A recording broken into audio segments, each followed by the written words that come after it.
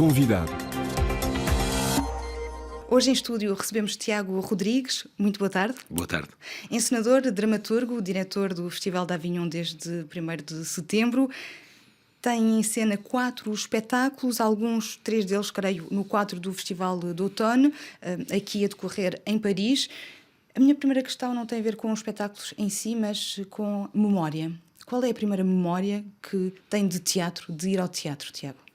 Eu julgo que a memória mais antiga que eu tenho de teatro é de ir ao Parque Mayer, em Lisboa, ver uma revista. Eu acho que era com o Fernando Mendes, que é, pronto, a figura popular que nós conhecemos todos em Portugal e que era assim um dos meus heróis de infância,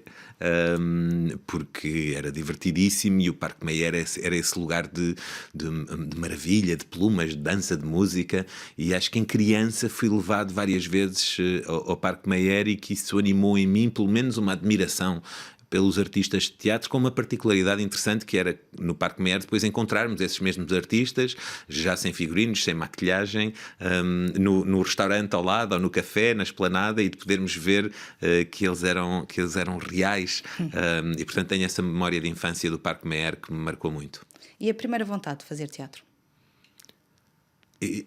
A minha vontade de fazer teatro talvez ainda hoje seja a mesma que foi nesse dia, quando na Amadora, no Liceu da Amadora, com 14 anos,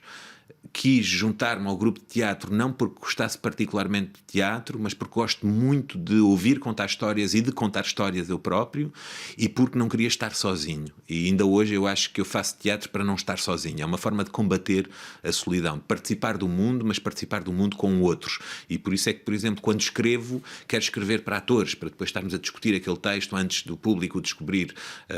mas não penso em escrever para mim ou para um livro que outros lerão quando eu não estou lá. Gosto de escrever ou de imaginar um espetáculo porque é uma forma de criar condições para estar com outros e participar do mundo coletivamente. Portanto, eu diria que talvez ainda hoje, como aos 14 anos, quando decidi no Liceu da Amadora ir pela primeira vez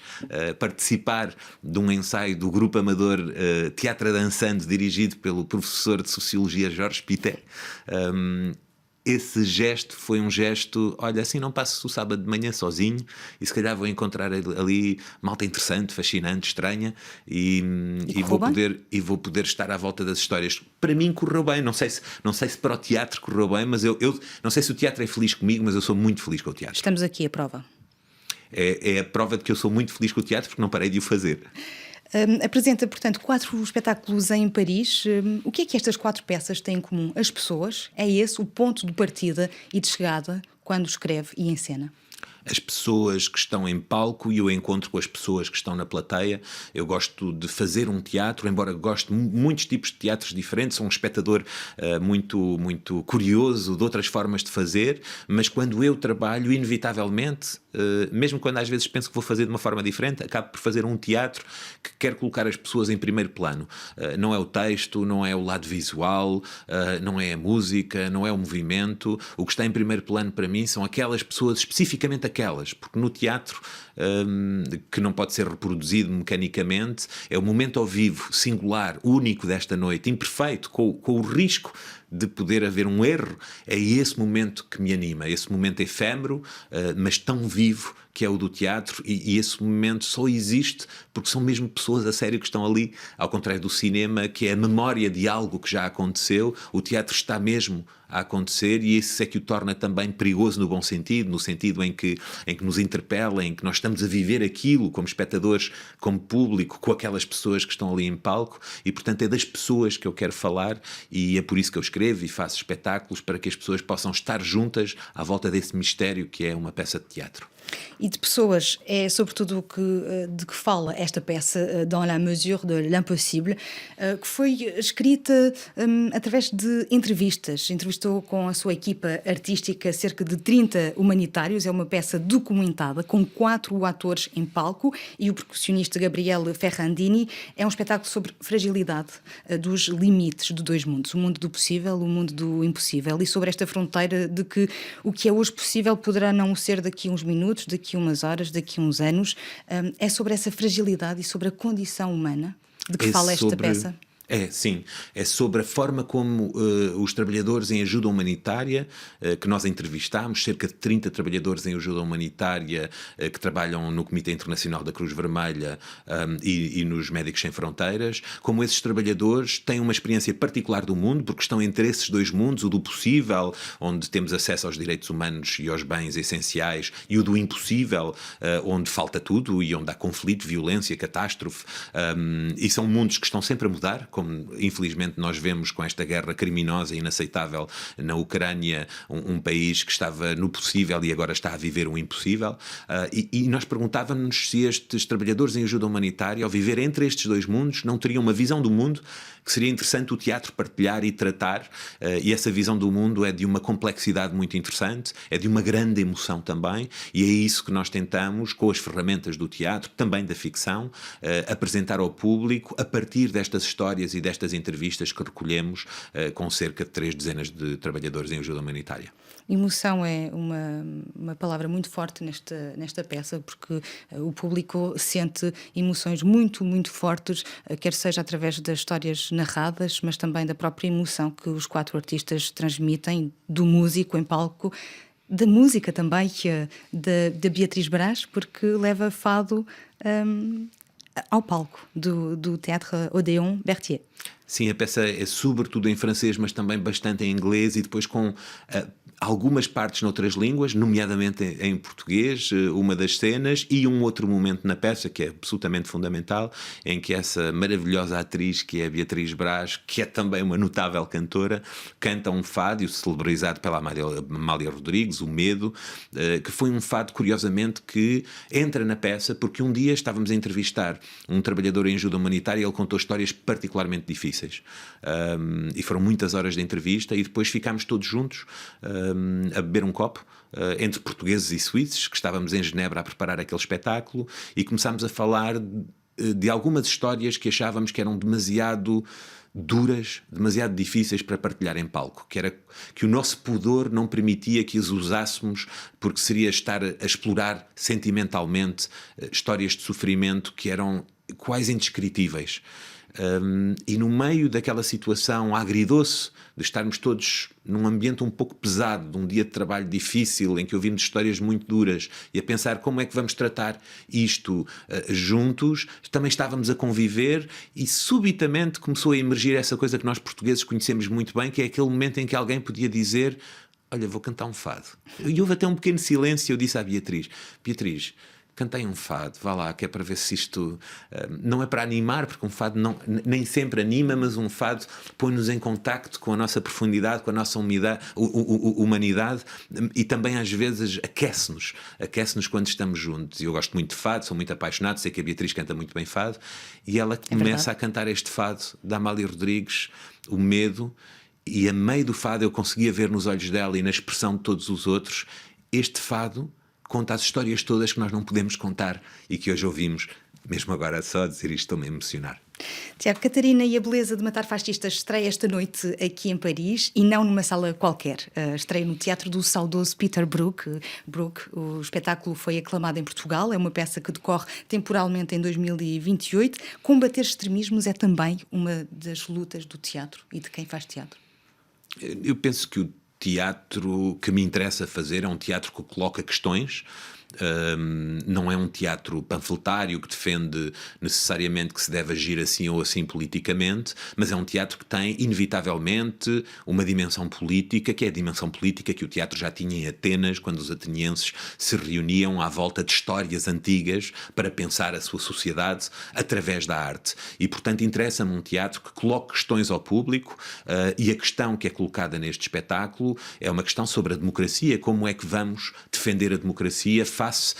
à ameaça do crescimento dos extremismos de extrema-direita, populistas, de inspiração fascista, que observamos na Europa toda e em todo o mundo, aliás. E é o paradoxo, o famoso paradoxo da tolerância. Podemos ser tolerantes em relação aos intolerantes, permanecendo democráticos, mas arriscando que a democracia desapareça, ou temos que ser intolerantes em relação aos intolerantes, mas aí arriscamos ser violentos, ser ilegais e jogar fora do campo da democracia mesmo que queiramos defendê-la. E essa dúvida, esse dilema está no centro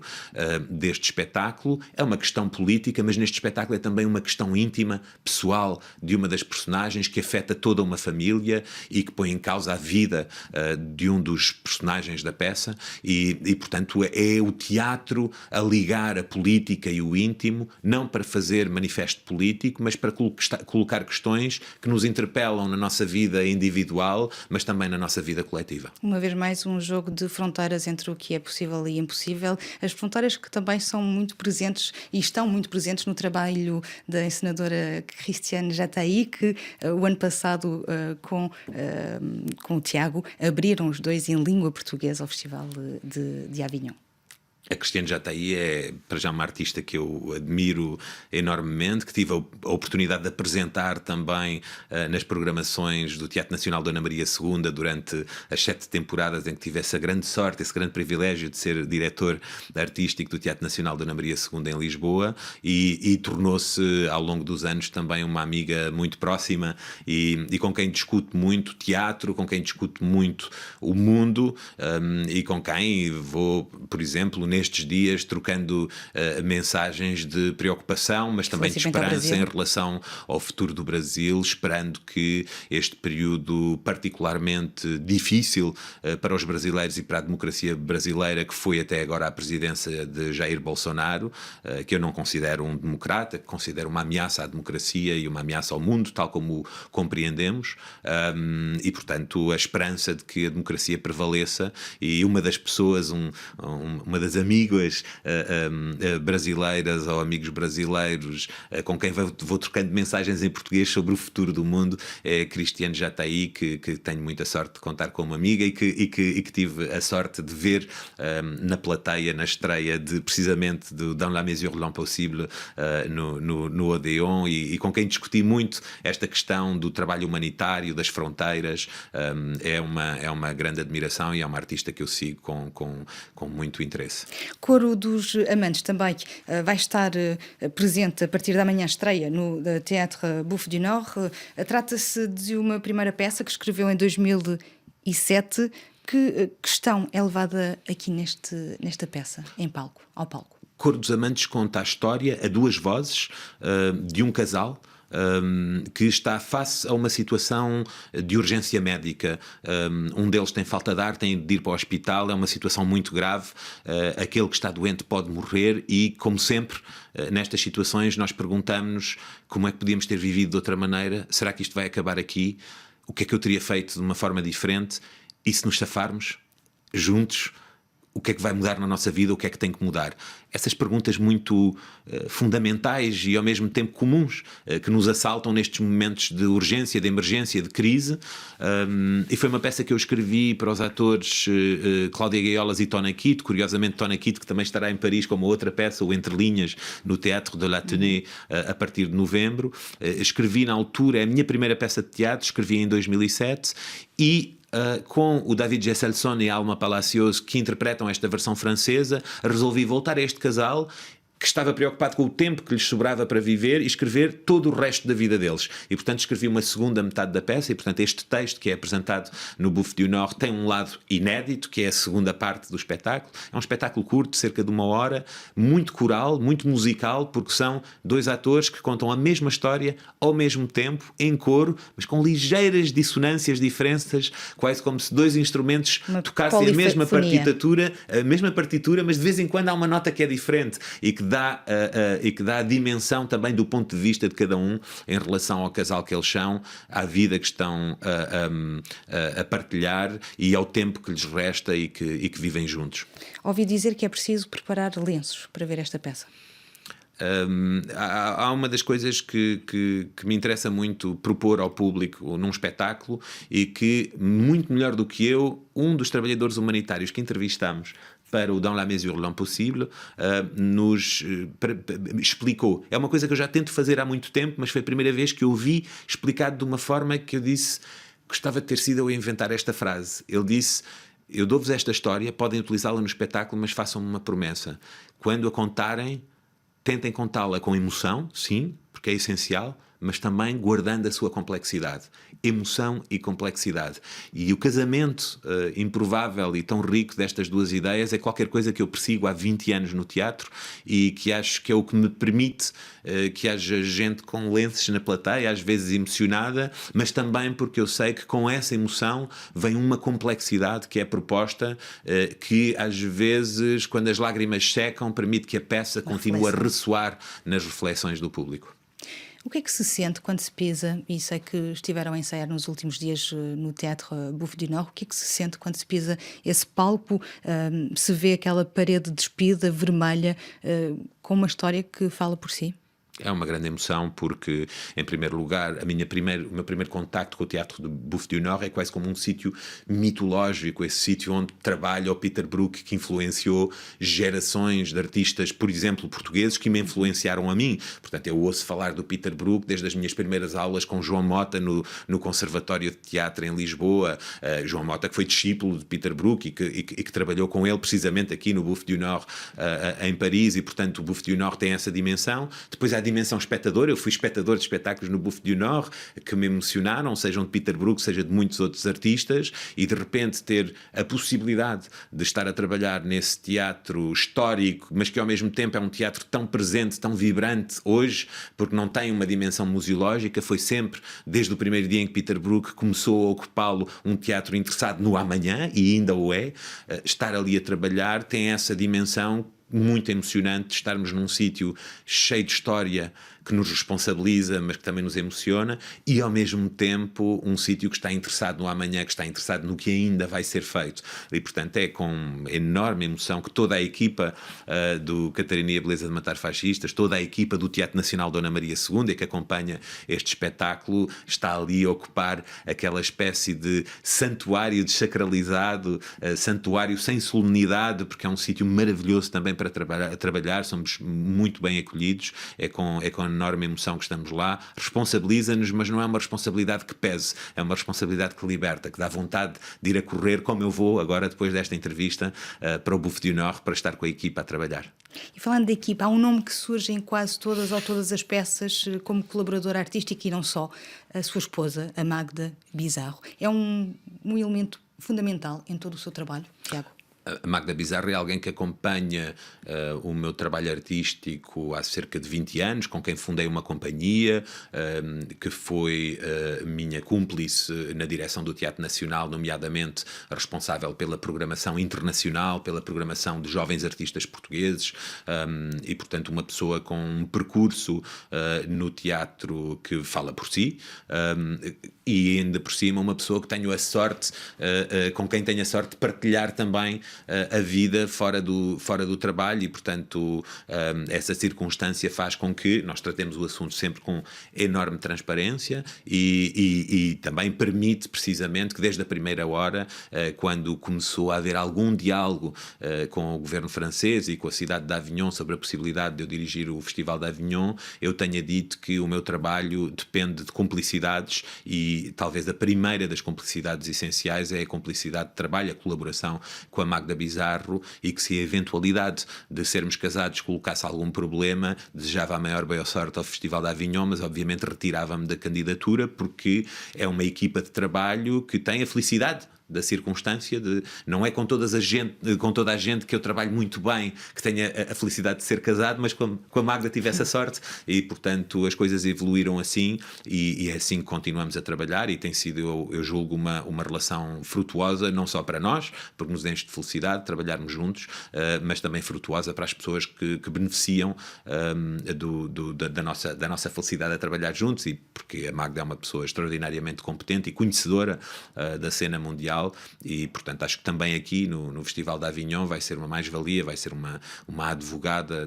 daquilo que é a missão de serviço público que o Festival de Avignon tem que prestar aos franceses e ao mundo. Então vamos falar dessa missão para terminar esta entrevista. Herdou esta partitura de João Villar, fundador do Festival de Avignon. Quais é que vão ser os desafios? Já ouvi falar destes desafios que vão passar inevitavelmente pela exigência, mas também pela proximidade, ou tentar aproximar ainda mais o teatro às pessoas, que é foi esse elemento fundador do festival, que é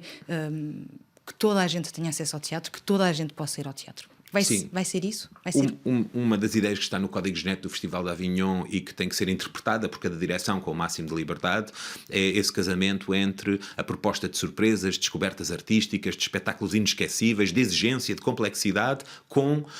um serviço público que é um projeto utópico de teatro popular que quer que toda a gente sinta que pode pertencer àquele festival, que pode ir ver aqueles espetáculos. Tem o seu lugar no festival. Que tem o seu lugar e que é proprietário, de alguma forma, também desse espírito de teatro popular e de acesso ao teatro. E, portanto, essa é a ideia fundamental, nós interpretamos-la à nossa maneira. Uma das coisas que é particularmente importante para nós é, num festival que tem um público muito militante, muito presente, que transmite de geração em geração o seu amor do Festival de Avignon, queremos basear-nos na ajuda que esse público nos pode dar a fazer chegar um outro público, nomeadamente a juventude, que vem pela primeira vez descobrir o Festival de Avignon. O renovamento do público do Festival de Avignon não significa abandonar os que já lá estão, são muitos fiéis e apaixonados, significa usá-los como embaixadores, como anfitriões desses outros que nunca tiveram a oportunidade e que, nomeadamente, no caso dos jovens, estão em idade de forjar os seus hábitos culturais, as suas paixões artísticas e, portanto, eu quero que o Festival de Avignon seja esse lugar que foi para mim o Grupo Amador no Liceu da Amadora, esse lugar onde um miúdo de 14 anos ou uma miúda de 14 anos diz assim: olha, vou ali para participar do mundo e não estar sozinha. Uma última questão, até porque os nossos ouvintes são bastante curiosos, imagino. Como é que é um dia normal e um dia atípico do diretor do Festival de Avignon? Eu gosto muito de trabalhar e às vezes a fronteira entre o trabalho e a vida pessoal ou o convívio é uma fronteira muito ténue no teatro, mas no meu caso pessoal, porque eu me divirto imenso a trabalhar e, portanto, são dias longos. É uma agenda muito carregada, mas muito luminosa. Estou sempre a encontrar pessoas fascinantes em situações fascinantes, seja artistas, sejam espectadores, sejam jornalistas, sejam políticos. São dias muito diversos, não há uma rotina propriamente. Eu tento ter rotinas específicas, portanto, eu vivo em Avignon agora e, portanto, já encontrei o café onde vou todos os dias, já encontrei o sítio no mercado onde vou comprar os meus legumes. Eu preciso destas rotinas porque sei que o meu dia de trabalho nunca é parecido ao anterior, está sempre a mudar e muitas vezes é longo porque começa muito cedo, às 6h30, 7 da manhã e termina-se com conversas depois de espetáculos e, portanto, às vezes entra pela meia-noite, 1 da manhã, o que significa que de vez em quando, uma vez, de 2 em 2 meses, tenho que fazer assim um fim de semana de cura de sono para recuperar algumas horas perdidas, mas são dias muito carregados, com muita complexidade, há muitas solicitações, muitos problemas para atender quando se chega a uma grande aventura artística como é o Festival de Avignon, um dos maiores festivais do mundo e certamente o mais belo festival de teatro do mundo. E, portanto, obviamente, este momento inicial é muito carregado, com muita complexidade, com muita aprendizagem também, mas com esse fascínio, eu gosto de aprender, eu sou um aprendiz por natureza, sou curioso e, portanto, esse fascínio de estar confrontado com um novo país. Acabei de emigrar, há 6 meses que vivo em Avignon, uma língua que tenho que praticar cada vez mais e com a qual tenho que me familiarizar cada vez mais, mas também uma região, a região sul, a Provença, sobretudo, mas também o país, mas em contacto muito forte com o internacional, com a Europa, com o resto do mundo, porque o Festival de Avignon é esse parênteses encantado em que durante julho Avignon, essa cidade à escala humana, com 80.000 habitantes, cidade histórica, está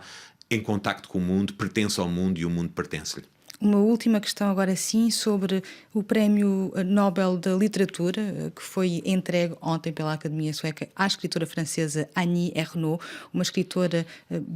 com um nome grande, muito sonante aqui em França, uma grande escritora que escreve com uma simplicidade que lhe é tão própria, com um cuidado em relação ao mundo e aos outros. Foi uma boa notícia? para Acho, si? acho que é uma enorme notícia no trabalho da Annie Ernaux, o que é absolutamente fascinante, para lá da enorme qualidade enquanto escritora, é essa preocupação, ela que é alguém também de origens humildes, de estar em contacto com leitores de qualquer estrato social, de quaisquer habilitações, e tem sido muito curioso, desde o anúncio ontem, ouvir tantas pessoas com experiências tão diversas dizer que a Annie Ernaux foi, enquanto escritora, alguém que abriu portas a mundos que não eram conhecidos para essas pessoas, e portanto é alguém que tem essa capacidade também de falar com quem lê pela primeira vez, sem fazer cedências na qualidade da sua escrita. E depois há uma dimensão que eu julgo muito importante, porque estamos a ter esta conversa em 2022, em que muitas vezes direitos absolutamente fundamentais das mulheres são postos em causa. Claro que olhamos para o Irão e vemos como é importante neste momento de afirmação da liberdade das mulheres iranianas haver um prémio Nobel como a Annie Ernaux, mas também olhamos para os Estados Unidos, onde a questão do direito ao aborto, que foi tratada por Annie Ernaux tantas vezes, é colocada em causa pelo Supremo Tribunal. Vemos a ascensão das extremas-direitas populistas de inspiração fascista, que são uma ameaça à liberdade das mulheres e à participação das mulheres na sociedade, e portanto essa dimensão da escolha do Prémio Nobel para Annie Ernaux é também uma dimensão política que não belisca minimamente, no meu entender, a enorme qualidade literária do seu trabalho, mas que vem premiar também uma visão comprometida com o mundo e com a sociedade desta escritora absolutamente formidável. E portanto parabéns à França e às francesas e aos franceses também por este Prémio Nobel da Literatura, que eu devo confessar, cruzava os dedos que talvez pudesse ir para um ator de língua portuguesa, nomeadamente o António Lobo Antunes, de quem sou grande admirador. Tiago Rodrigues, muito obrigada. Obrigado, eu. Recebemos hoje Tiago Rodrigues, encenador, dramaturgo, diretor do Festival de Avignon, que tem uma peça a estrear esta noite no Teatro Bouffe du Nord, aqui em Paris, Catarina e a Beleza de Matar Fascistas.